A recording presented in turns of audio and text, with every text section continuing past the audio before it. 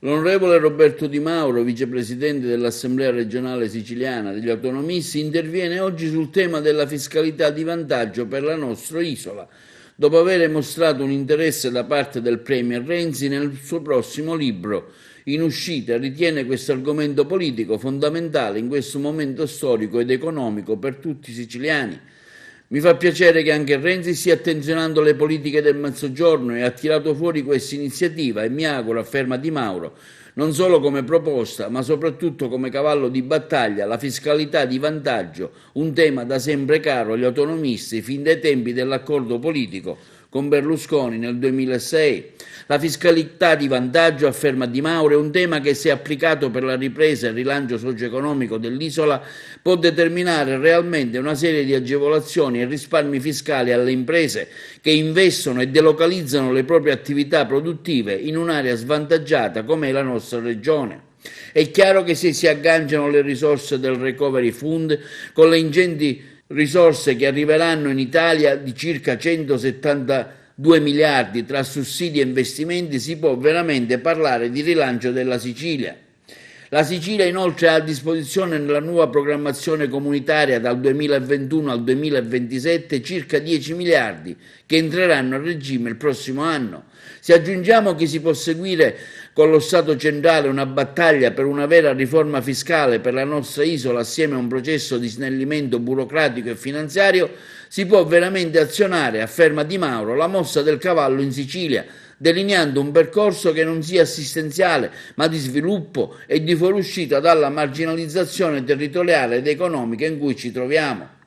Sapere che ancora oggi, in una fase sanitaria ed emergenziale purtroppo non conclusa, che aumenta i costi dei nostri prodotti e delle nostre merci per un gap infrastrutturale, non aiuta il sistema produttivo delle piccole e medie imprese siciliane, che scontano ritardi e costi di produzione più alti di altre regioni similari nel sud Europa, e tutto ciò ci fa riflettere. Il federalismo fiscale e la legge 42/2009 non hanno permesso mai il pieno superamento del deficit economico e infrastrutturale tra Mezzogiorno e Nord, anzi è stata una riforma ampiamente fallita per le problematiche ad introitare i tributi a livello regionale, provinciale e comunale. Lo sgravio dello Stato verso la periferia non ha mai funzionato. Noi crediamo invece che le politiche di investimento e di simpatia delle imprese devono basarsi su agevolazioni vere per seguire un percorso di competitività e opportunità per chi voglia investire in Sicilia. Non solo rimodulare al ribasso l'IRAP, ma seguire un planning per detassare sia le spese in conto corrente e quelle in conto capitale per le aziende che vogliono delocalizzare in Sicilia e nel sud in genere.